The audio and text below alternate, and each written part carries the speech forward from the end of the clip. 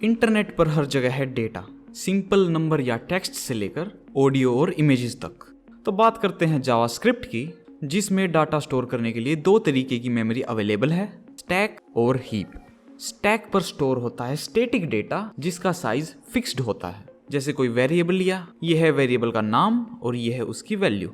अब स्टैक में इस वैल्यू के लिए 64 बिट्स का स्पेस एलोकेट हो जाएगा और ये वैल्यू यहाँ पर स्टोर हो जाएगी। अब एक डाटा टाइप होता है हमारे पास एरे, जिसमें मल्टीपल वैल्यू स्टोर कर सकते हैं। तो ये है डायनामिक डेटा जिसका साइज हमें पहले से पता नहीं होता। तो इसकी सभी वैल्यू स्टोर होंगी हीप में और स्टैक में स्टोर होगा इस हीप का एड्रेस जहाँ पे ये एरे स्टोर है। इस एड्रेस को बोलते हैं पॉइंटर। तो स्टैक में जो स्टैटिक डाटा डायरेक्टली स्टोर है उसको बोलते हैं प्रिमिटिव डाटा, और डायनामिक डाटा जिसका बस रेफरेंस या पॉइंटर स्टोर है उसको बोलते हैं रेफरेंस डाटा। जावास्क्रिप्ट में अलग अलग टाइप के डाटा को स्टोर करने के लिए अलग अलग प्रिमिटिव और रेफरेंस डाटा टाइप्स हैं। तो चलिए इनकी डीप लर्निंग करते हैं। तो हमारा पहला प्रिमिटिव डाटा टाइप है नंबर। तो एक वेरिएबल बना लेंगे वैल, और नंबर हम ऐसे डायरेक्ट लिख सकते हैं। अब इसको प्रिंट करा लेंगे।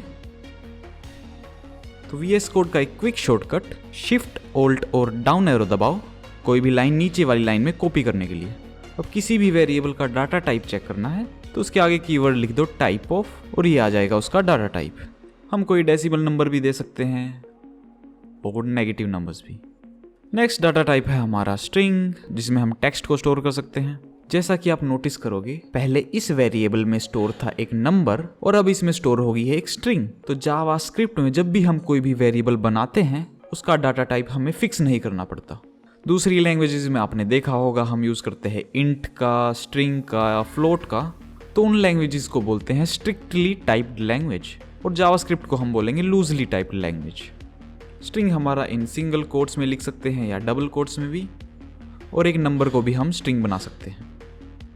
नेक्स्ट डाटा टाइप है हमारे पास बुलियन, जिसकी वैल्यू हो सकती है ट्रू या फिर फॉल्स। मान लो हमारे पास एक नंबर वेरिएबल है जिसमें स्टोर है हमारी एज, और इस एज के हिसाब से क्या मैं लीगली दारू पी सकता हूँ, उसमें हम स्टोर कर सकते हैं ट्रू या फॉल्स वैल्यू। तो अगर एज 18 से कम है तो इसमें हम स्टोर करा सकते हैं फॉल्स, और एज अगर 18 से ज़्यादा है तो ट्रू। अगला डाटा टाइप है हमारे पास नल वैल्यू, जिसका मतलब है नल या फिर एम्प्टी वैल्यू। अब इसका टाइप दिखा रहा है ऑब्जेक्ट। तो कई लोग इसको जावास्क्रिप्ट का एक बग मानते हैं, क्योंकि जब भी जावास्क्रिप्ट में कोई भी डाटा स्टोर होता है उसकी पहली 3 बिट्स रिप्रेजेंट करती हैं उसका डाटा टाइप। तो ऑब्जेक्ट डाटा टाइप होता है, उसमें इन 3 बिट्स की वैल्यू होती है 0, और नल का तो मतलब ही खाली है, तो इसमें तो सभी वैल्यूज ही 0 होती हैं। तो इसलिए जावास्क्रिप्ट इसको भी ऑब्जेक्ट समझने लगती है। अगर मान लो हमें किसी भी वेरिएबल की वैल्यू नहीं पता है तो उसको अगर हम बिना वैल्यू दिए छोड़ देंगे तो उसका टाइप दिखाएगा अनडिफाइंड। तो ये सभी थे हमारे प्रिमिटिव डाटा टाइप्स। अब देखते हैं रेफरेंस वालों को। तो पहला हमारा होता है एरे। तो एरे लिखने के लिए लिखो ये स्क्वायर ब्रैकेट्स, और इसमें हम मल्टीपल वैल्यू स्टोर कर सकते हैं कोमा का यूज करके। अब इस एरो पे अगर हम दबा के देखेंगे तो हर एलिमेंट के पहले ये कुछ नंबर दे रखा है, इसको बोलते हैं इंडेक्स। लगभग सभी प्रोग्रामिंग लैंग्वेजेस में इंडेक्स हमारा 0 से ही स्टार्ट होता है। और एरे बनाते हैं जिसमें हम स्ट्रिंग्स भी स्टोर कर सकते हैं, और इसके साथ जावास्क्रिप्ट में जितने भी डाटा टाइप अवेलेबल हैं उनको हम मिक्स करके भी स्टोर कर सकते हैं, जैसे नंबर हो चाहे बुलियन हो। यहाँ तक कि फंक्शन को भी हम इसके अंदर स्टोर कर सकते हैं। ये तब करेंगे जब हम एरेज को डिटेल में करेंगे। अब प्रिमिटिव और रेफरेंस डाटा टाइप को और अच्छे से समझने के लिए पहले वेरिएबल में ले लेंगे एक नंबर, और दूसरे वेरिएबल में ये वेरिएबल स्टोर करा देंगे। तो स्टैक में दोनों वेरिएबल्स की ये वैल्यूज अलग अलग जगह पे स्टोर होंगी। तो अगर हम फर्स्ट वेरिएबल की वैल्यू चेंज करेंगे तो सेकंड वेरिएबल हमारा सेम ही रहेगा। अब मान लो इस वेरिएबल को हमें इन दोनों जगह पे लिखना है, एक एक करके चेंज करने के बजाय दबाओ कंट्रोल D, इससे ये पुरानी वैल्यू सिलेक्ट हो जाएगी, और दोबारा से फिर कंट्रोल D दबाएंगे तो हमारे प्रोग्राम में जहाँ जहाँ पे भी ये सेम वैल्यू है वहाँ पे हमारा कर्सर ऐड हो जाएगा, और फिर एक साथ हम इनको चेंज कर सकते हैं। तो जैसा कि आप देख सकते हैं हमारे सेकंड वेरिएबल में कोई फ़र्क नहीं पड़ा है, क्योंकि इन दोनों वेरिएबल का कोई लिंक नहीं है। अब हमारे पास ये रेफरेंस डाटा टाइप है एरे, जिसका सिर्फ एड्रेस हमारा स्टैक में स्टोर है। तो इसको अगर हम किसी दूसरे वेरिएबल के अंदर कॉपी करेंगे तो इसका ये एड्रेस कॉपी होगा, ना कि इसकी एक्चुअल वैल्यू। तो अगर हम इस फर्स्ट एरे का 0 इंडेक्स पे जो डाटा है उसको चेंज करेंगे तो हीप में हमारी ये वैल्यू हो जाएगी चेंज। अब ये दूसरे वेरिएबल की फर्स्ट वैल्यू भी हो जाएगी चेंज, क्योंकि दोनों सेम ही वैल्यू को रेफरेंस कर रहे हैं। तो कोई भी रेफरेंस डाटा टाइप हो उसको कॉपी करते वक्त ये चीज़ ध्यान जरूर रखना। मान लो हमें ये थर्ड नंबर वाला एलिमेंट चाहिए, तो इसका इंडेक्स होगा 2। तो एरे के नाम के आगे हम लगा सकते हैं स्क्वायर ब्रैकेट्स और इसके अंदर लिख दो एलिमेंट का इंडेक्स जो भी हमें चाहिए। ऐसे ही हम उस इंडेक्स का टाइप भी चेक कर सकते हैं। अब जावास्क्रिप्ट का सबसे इंपॉर्टेंट डाटा टाइप सीखते हैं, जो है ऑब्जेक्ट लिटरल। इसको हम सिंपल ऑब्जेक्ट भी बोल सकते हैं। इसको आप समझ सकते हो array with more super powers. तो इसको डिक्लेयर करने के लिए पहले लिखो ये कर्ली ब्रैकेट्स। जो भी हमें इसमें एलिमेंट देना है उसके साथ हमें उसकी एक की भी लिखनी पड़ेगी। तो जैसे हम वेरिएबल का नाम लिखते हैं ऐसे ही हम की भी लिख सकते हैं बिना किसी कोट्स का यूज़ किए। और वेरिएबल का नाम लिखने के जो भी रूल्स होते थे वो रूल्स यहाँ पे फॉलो होंगे, जो हमने प्रीवियस वीडियो में डिस्कस कर ही लिए हैं। उसके बाद लगा देंगे ये कोलन और एक्चुअल वैल्यू। अब कोमा लगा के हम दूसरी की वैल्यू दे सकते हैं। जैसे एरे में हम सभी डाटा टाइप स्टोर करा सकते हैं, तो ऑब्जेक्ट में भी हम सभी डाटा टाइप स्टोर कर सकते हैं। अब इन कीज को आप मान सकते हो इंडेक्स, और स्क्वायर ब्रैकेट लगा के कोई भी की हमें देनी होगी कोट्स में, जिससे उसकी वैल्यू हम एक्सेस कर सकते हैं। तो ऑब्जेक्ट के अंदर जो भी ये डाटा स्टोर होता है इनको हम बोलते हैं प्रॉपर्टीज, जिनको हम डॉट लगा के भी एक्सेस कर सकते हैं। तो ये तरीका आसान है, हम फ्यूचर में इसी का यूज़ करेंगे। तो ऑब्जेक्ट में फंक्शन स्टोर करा के देखते हैं। तो की का नाम दे देंगे हेलो और बना लेंगे एक फंक्शन जो रिटर्न करेगा ये स्ट्रिंग। तो ऑब्जेक्ट के अंदर जो भी हमारे फंक्शन होते हैं उनको बोलते हैं मेथड्स। तो इस मेथड को एक्सेस करते हैं। तो इससे तो फंक्शन की जो भी हमने डेफिनेशन दी थी वही प्रिंट हो गई है। अगर हमें इस फंक्शन को रन करना है तो इसके आगे लगाना पड़ेगा ये ब्रैकेट्स, और जो भी हमने स्ट्रिंग रिटर्न करी थी वो हमारी हो जाएगी प्रिंट।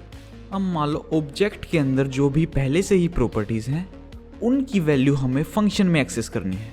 तो मान लो सिटी को एक्सेस करके देखते हैं, तो ये दे देगा एरर कि सिटी नाम का तो कोई वेरिएबल है ही नहीं। अगर ऑब्जेक्ट से बाहर हमारा सिटी नाम का वेरिएबल होता तो वो हेलो के साथ प्रिंट हो जाता। तो ये वाली प्रॉपर्टी एक्सेस करने के लिए लिखो दिस कीवर्ड, और अब ऑब्जेक्ट की हम सभी प्रॉपर्टीज इस फंक्शन के अंदर यूज कर सकते हैं।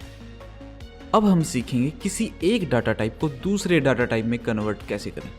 तो मान लो कोई भी नंबर हमें स्ट्रिंग में कन्वर्ट करना है, तो अब इसका डाटा टाइप दिख रहा है नंबर। तो लिखो स्ट्रिंग, और इन ब्रैकेट्स के अंदर हम कोई भी डाटा दे सकते हैं जो हमें स्ट्रिंग में कन्वर्ट करना है। अब ये नंबर बन गया है स्ट्रिंग। अगर बुलियन को स्ट्रिंग में कन्वर्ट करेंगे तो जो ट्रू और फॉल्स टेक्स्ट है वो हमारा स्ट्रिंग बन जाएगा। किसी ऑब्जेक्ट को करा के देखेंगे तो स्ट्रिंग में ये वैल्यू आ जाएगी जिसका कोई फायदा नहीं है, लेकिन ऑब्जेक्ट की किसी भी प्रॉपर्टी को हम कन्वर्ट कर सकते हैं। अब स्ट्रिंग में कन्वर्ट करने का एक और तरीका होता है, किसी भी वैल्यू को हम ब्रैकेट में लिख देंगे और उसके आगे लिख देंगे डॉट टू स्ट्रिंग। अब नल, अनडिफाइंड और एरे को भी हम स्ट्रिंग में कन्वर्ट करेंगे, तो उनके अंदर जो भी वैल्यूज हैं वो वैसी की वैसी स्ट्रिंग में कन्वर्ट हो जाएंगी। अब नंबर में कन्वर्ट करके देखते हैं। इसके लिए हम यूज कर सकते हैं नंबर मेथड का। तो स्ट्रिंग में अगर हमारे पास नंबर है तो वो डायरेक्ट नंबर में कन्वर्ट हो जाएगा। अगर ट्रू वैल्यू को हम नंबर में कन्वर्ट करेंगे तो उसकी वैल्यू स्टोर होगी 1, और फॉल्स को करेंगे तो 0। किसी रैंडम टेक्स्ट को नंबर में स्टोर करा के देखते हैं क्या होगा। तो ये वैल्यू दे रहा है NaN, जिसका मतलब है नॉट अ नंबर। तो अगर हम एरे को, ऑब्जेक्ट को या ऐसी किसी भी चीज को नंबर में कन्वर्ट करने की कोशिश करेंगे जो नंबर नहीं है तो वो NaN में कन्वर्ट हो जाएगी। अब बुलियन में कन्वर्ट करने के लिए हमारे पास होता है बुलियन मेथड। तो अगर स्ट्रिंग एम्प्टी होगी उसको कन्वर्ट कर देगा फॉल्स में, और स्ट्रिंग के अंदर कुछ भी होगा उसको ट्रू में। अगर नंबर 0 होगा तो उसको फॉल्स में, और बाकी सभी नंबरों को ट्रू में। और एरे, ऑब्जेक्ट चाहे वो खाली हो या भरे हो, दोनों को ये कन्वर्ट कर देगा ट्रू में। नल, अनडिफाइंड और नैन को फॉल्स में। अब ये कन्वर्जन कर रहे हैं हम जानबूझ के, लेकिन जावास्क्रिप्ट बिना हमसे पूछे अपने आप ये कन्वर्जन कर देता है, जिसको बोलते हैं कोवर्जन। जैसे अगर किसी नंबर में हम स्ट्रिंग को जोड़ें तो जावास्क्रिप्ट इस नंबर को भी स्ट्रिंग में कन्वर्ट कर देगी और फिर इन दोनों का कॉन्कैटिनेशन कर देगी। तो अगर हमें इन नंबर्स को जोड़ना है तो इस स्ट्रिंग को हमें कन्वर्ट करना पड़ेगा नंबर में। अगर नंबर और बुलियन को जोड़ेंगे तो ये बुलियन कन्वर्ट हो जाएगा नंबर में और इसमें ऐड हो जाएगा। किसी एरे को जोड़ेंगे तो ये दोनों हमारी कन्वर्ट हो जाएंगी स्ट्रिंग में और हो जाएंगी कॉन्कैटिनेट।